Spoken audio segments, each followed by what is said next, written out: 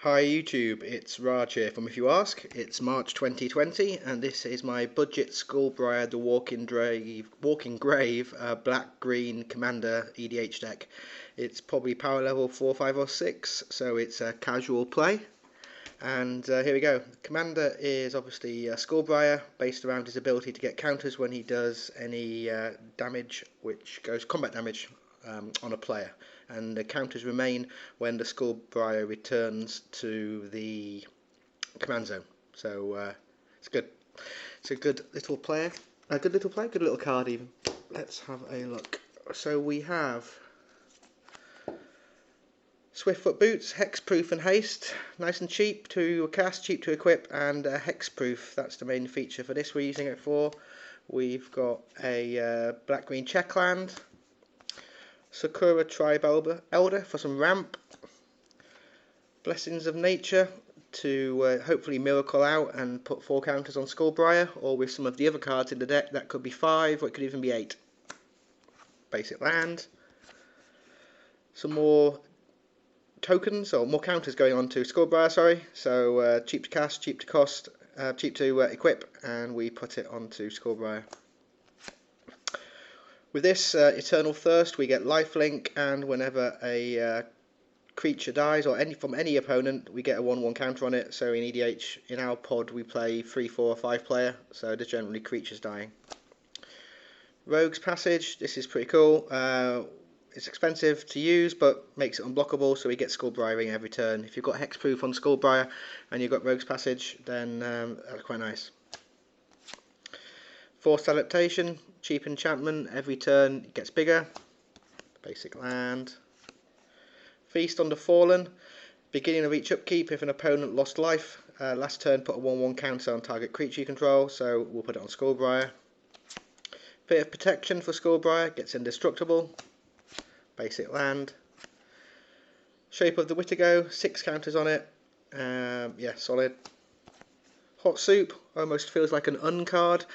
When I first saw this I thought, crazy, no way is that black border. That really sounds like a silver border card, just the name and the flavour text, but that's solid as well, makes it unblockable. Basic land. Enchanted, yeah, Canopy Cover gives it can't be blocked except by creatures with flying or reach, so it gets a bit of evasion, and also it can't be the target of spells or abilities opponents control, so that will be hexproof.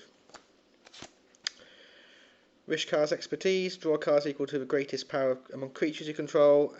So if we have Skullbriar out and Skullbriar is large, then we get a load of cards, and then we can cast a card from our hand without paying its mana cost as well, but mostly in for card draw. Black-green Tapland, probably need to get rid of that and put something better in. Vorak Battlehorns, enchanted creature, has trample and can't be blocked by more than 1 creature, so trample is really useful for this, so that Skullbriar can't just be chump blocked. Basic land. Evolutionary Escalation, yeah, we get +3/+3 each turn on our Skullbriar, and then we just dump counters on an opponent's creature that we don't care about. Return to Kazandu, more counters on Skullbriar. Rancor, trample on Skullbriar. Basic land. So Doubling Season wasn't in this budget deck originally. The budget deck was around $40 US, and I think Doubling Season is around that. So you can take Doubling Season out and just replace it with something, anything else really. Vigor, yeah, protect your Skullbriar. We've got basic land. Ring of Colonia gets trample and counters as well. Soul's Might, pretty much double the number of counters on Skullbriar. Basic land. Indestructibility and lifelink for some, for life, and also if we need to protect Skullbriar. Snake Umbra, we get to draw cards. Basic land. Rampant Growth for some ramp. Indestructible with Withstand Death, so protect Skullbriar. Basic land. Hunter's Insight, so we've got instant speed damage using Skullbriar as the base. Mask of Memory deals combat damage to a player. When a creature deals combat damage to a player, draw 2 cards and then discard 1. So more card draw, always good. Green-black, tap land but you gain life, but I don't like lands that you have to enter play tapped. That's yeah, painful. Signing Blood card draw. Yeah, really good in our pod. Forgotten Ancient.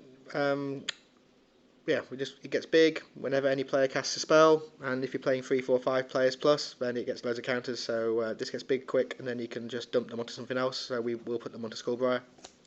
Basic land. Land draw with the Fertilid for some ramp. Solidarity of Heroes, double the number of counters on Skullbriar pretty much. So a bit of protection with Supernatural Stamina. Vivid Growth, so we can get black out of it as well for twice in the game. Fear gives our Skullbriar some evasion. Biogenic Upgrade, more counters on Skullbriar. Basic land. Gearhulk, more counters on Skullbriar. Corpse Trap Menace. Now, if one or more +1/+1 counters will be put on a creature, twice that many are put on instead. So really good in this deck, since we're all about putting 1/1 counters on Skullbriar.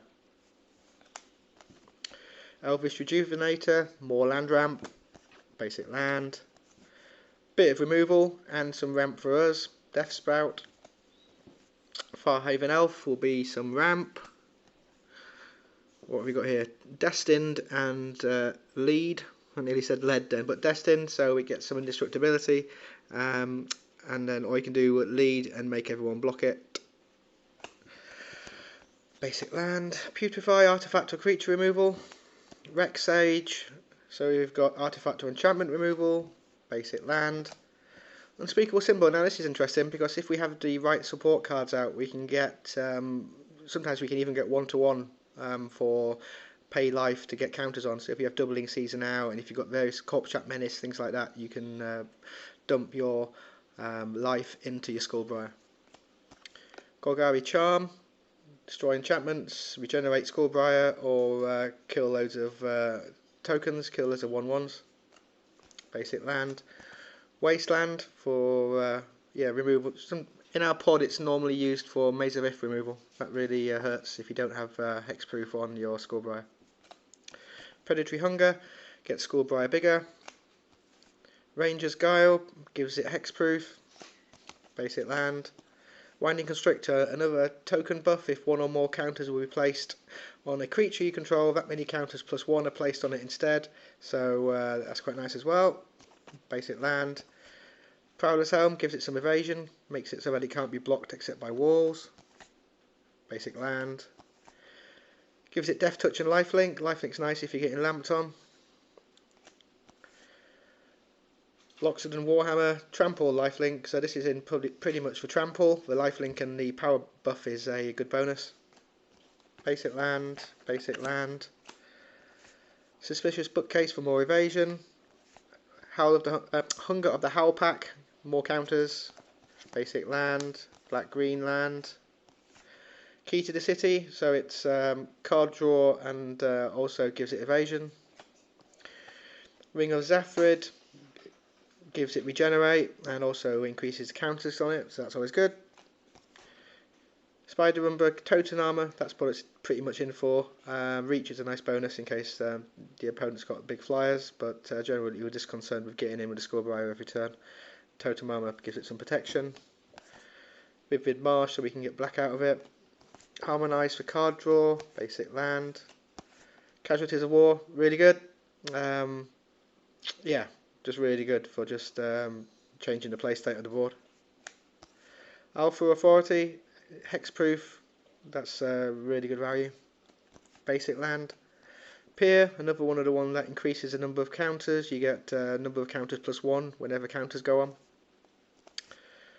Blade of the Blood Chief, more counters whenever creatures die, so that's good. Basic land. Increasing Savagery, 5 creatures or 10 creatures if flashbacked. Brawn, you want to get it in your graveyard as soon as possible, and then you've got Trample. Basic land.